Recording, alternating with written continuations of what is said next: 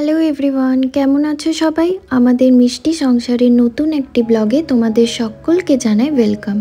আজকে আমি আর নীল যাচ্ছি আমাদের 4th মান্থ অ্যানিভার্সারি সেলিব্রেট করতে গুরগাঁওয়ের অ্যাম্বিয়েন্স মলের বারবিকিউ নেশন।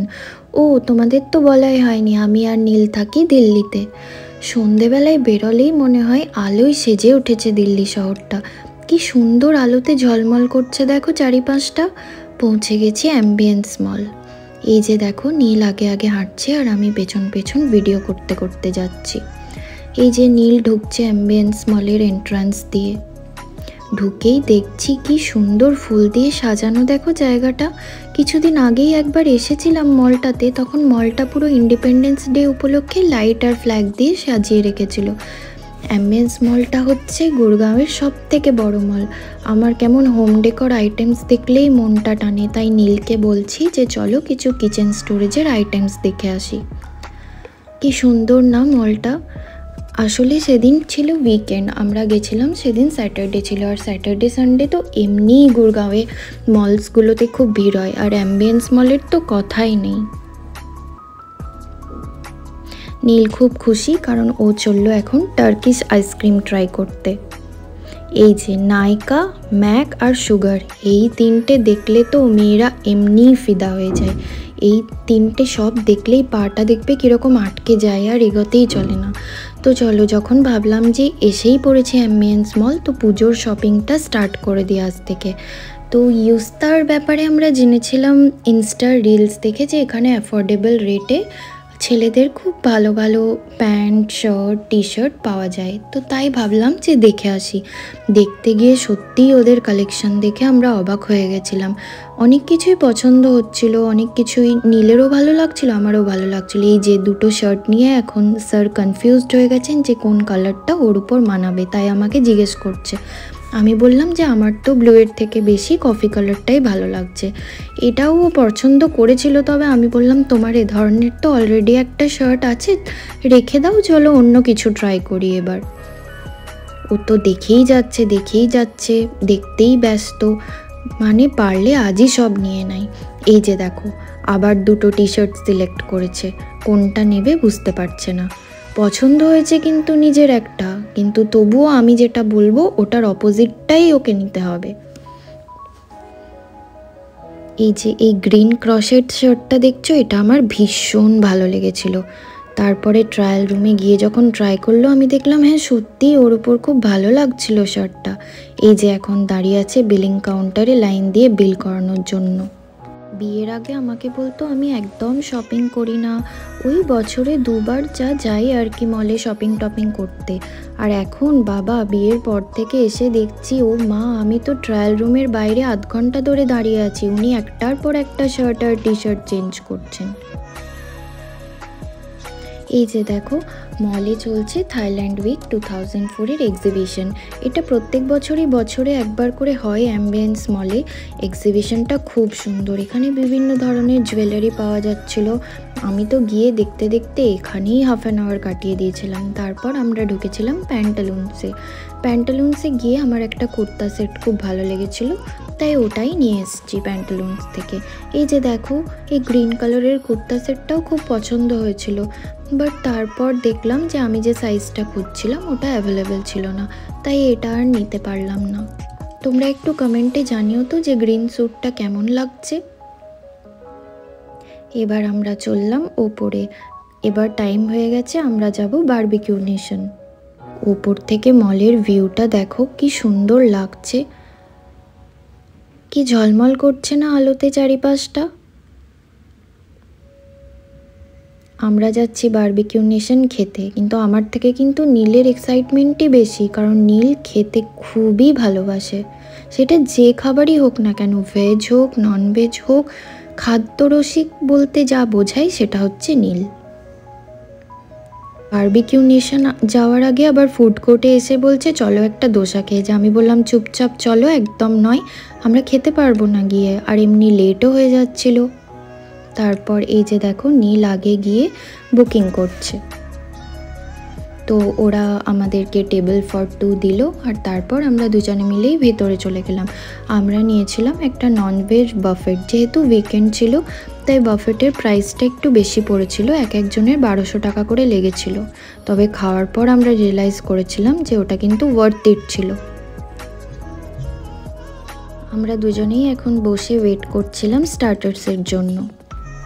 স্টার্টার্সের মেন যে আকর্ষণটা আমার লাগে বারবিকিউ নেশন গিয়ে সেটা হচ্ছে ফুচকা।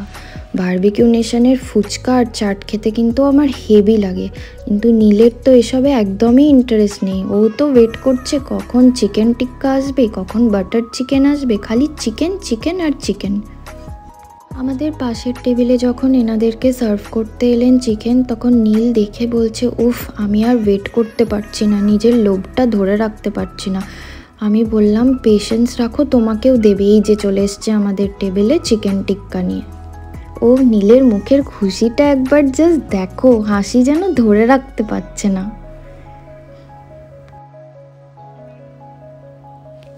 এখানে সেদিন সেলিব্রেট হচ্ছিল একটা বাচ্চা মেয়ের বার্থডে, তাই কেক কাটা চলছিল আর সবাই মিলে ওর জন্য গান করছিল। আমরাও দেখতে দেখতে বেশ এনজয় করছিলাম, মেয়েটাকে গিয়ে উইশও করে এলাম। এই যে স্টার্ট করে দিয়েছে নীল খাওয়া দাওয়া। বাবা কি মন দিয়ে খাচ্ছে, খেতে খেতে আবার থামস আপও দেখাচ্ছে, মানে ওর ভালো লেগেছে। এই যে এবার ফুচকাটা যাচ্ছে নীলের মুখে।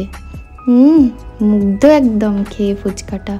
এবার আমি ট্রাই করছি ফুচকাটা। আমার না কলকাতার বারবিকিউ নেশনের ফুচকাগুলো খেতে খুব ভালো লাগে, তবে এখানকার ফুচকাটা সত্যি কথা বলতে গেলে অতটাও টেস্টি ছিল না, তবে বাকি জিনিসগুলো খেতে খুব ভালো ছিল। সব থেকে যেটা আমার খেতে ভালো লেগেছিল সেটা ছিল আমেরিকান ক্রিস্পি বেবিকর্নটা। ওটার টেস্টটা সত্যিই খুব ভালো ছিল। এই যে নীল এবার খাচ্ছে চিকেন উইংস।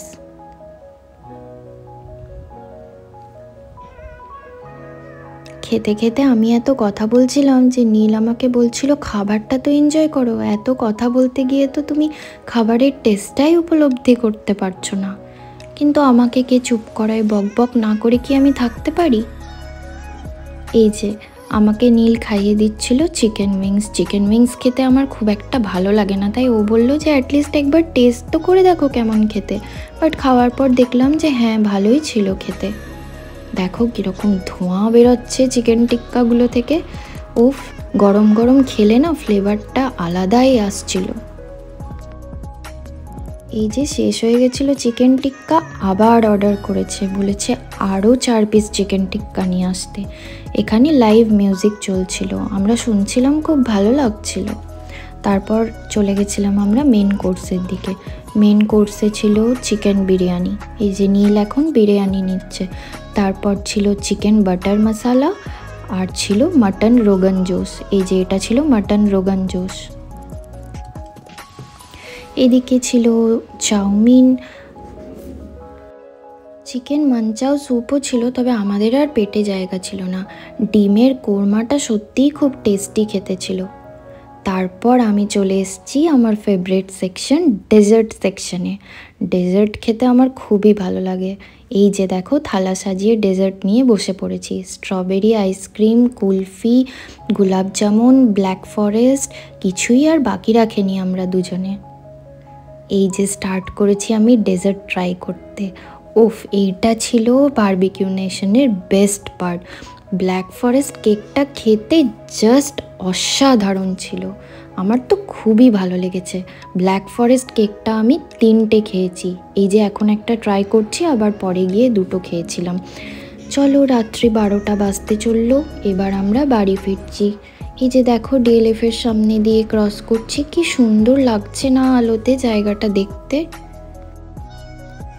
রাত্রি 12টা বেজে গেছে, তাই রাস্তাঘাটগুলো দেখো কীরকম ফাঁকা, আস্তে আস্তে, লোকজন খুব কম দেখা যাচ্ছে।